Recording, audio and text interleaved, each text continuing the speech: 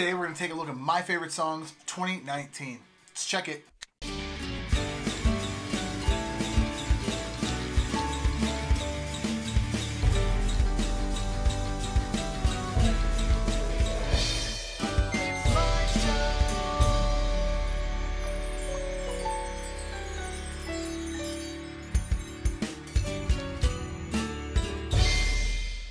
'2019 has been a hell of a year for music.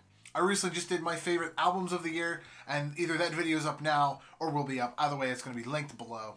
But today we're going to look at specific songs that I liked during the year that have just been ringing in my head like an earworm since they came out. Some of them aren't directly reflected upon the albums that I did for 2019, but irregardless, some of these songs are just kind of like one-offs. Some of these songs have just most recently dropped.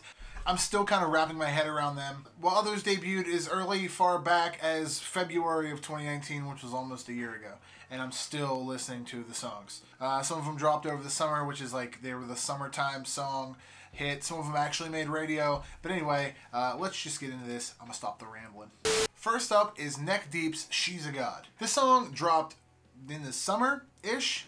I just remember it being everywhere and listening to the song on a playlist while we were driving to Atlantic City to the Vans Warped Tour 25th anniversary to actually see Neck Deep. So it was kind of one of the songs on the playlist, and I remember hearing it a whole lot. I had the pleasure of seeing the band numerous times this year at the Vans Warped Tour. They played with Blink-182 and Lil Wayne on that tour. I had pressed to go out and do that. It was fucking amazing. It was one of the first times I got to see them play this song live, which was also cool. The song is very reminiscent of the Peace and Panic, with that upbeat poppy sound from the band. It's evident in songs like In Bloom, and the chorus, like I said, is easily, it'll get stuck in your head. It's the first bit of music we've heard from the Neck Deep guys since of the Peace and Panic in 2017. And I can't wait to hear what they have out in 2020. Oh, that's a lie. They just dropped a B-Sides record of The Peace and the B-Sides. If you want to check that out, I'll leave a link to that in the description below. You can check that out as well. The Used Blow Me. You heard that right. This is probably the newest song on the list. It just came out a week or two ago. The Used dropped this bomb on us, which features Jason Allen Butler of Fever 333. The band just also announced a tour which came out a couple days after they dropped this song, which is going to be a small venue tour in 2020. They're coming to my hometown, which is going to be amazing. Here's the thing with The Used. This song sounds nothing like they've ever done before, but it sounds so familiar. Because one of the things I've learned from the 10, 15 plus years I've been listening to The Used is expect the unexpected from this band, and this is exactly what they delivered on this song. If you don't believe me, just give it a listen. They've got a video up for it and all that other stuff, and I'll probably link that up below too.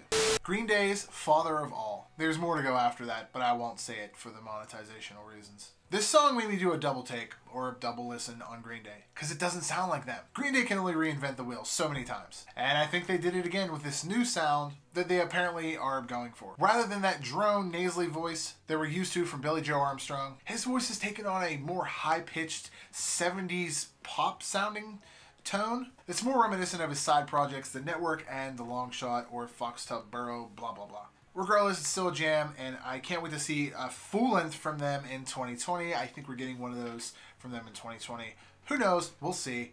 Anti-Flag's Hate Conquers All. One of a few songs that they delivered in 2019. This song opens up with a clip of one of Trump's speeches, his actual voice, and then takes off like a bat out of hell in typical Anti-Flag fashion. Being from Pittsburgh, I've grown up worshiping this band, and nothing has changed in the 15, 20 plus years I've been listening to them. Every single song digs deep into a specific topic, with this one clearly being how hate and racism and discrimination against others has popped up, and it is becoming more of a thing again, and tolerable, sadly, in 2019. And this song basically goes on to say that if we don't change, shit's gonna get real bad, real quick. I thought we told Nazi punks to fuck off, but apparently in 2019 we're saying, hey Nazi punks, come on over here and hang out.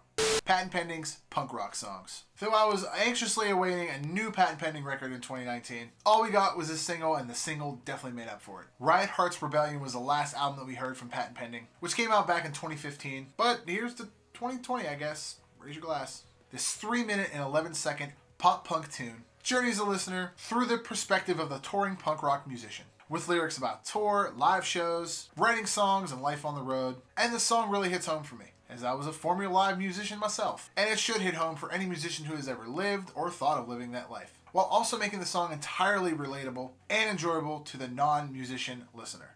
MXPX, Franco Unamerican. I know a cover song on this list is kind of unorthodox, but here we are. Originally by NOFX off of their War on Heroism album, and originally centered around former US President George H.W. Bush, the remake goes to show that we didn't come a long way since our last Republican president. Everything about the song is still relevant today, aside from a few lyrical changes to kind of modernize it, update it a little. And if you haven't guessed, it's about President Trump. I think it's cool that the synth parts in the song have been replaced by horns. By the way, the horn parts are done by my good buddies in Real Big Fish. You should give both songs a listen for comparison.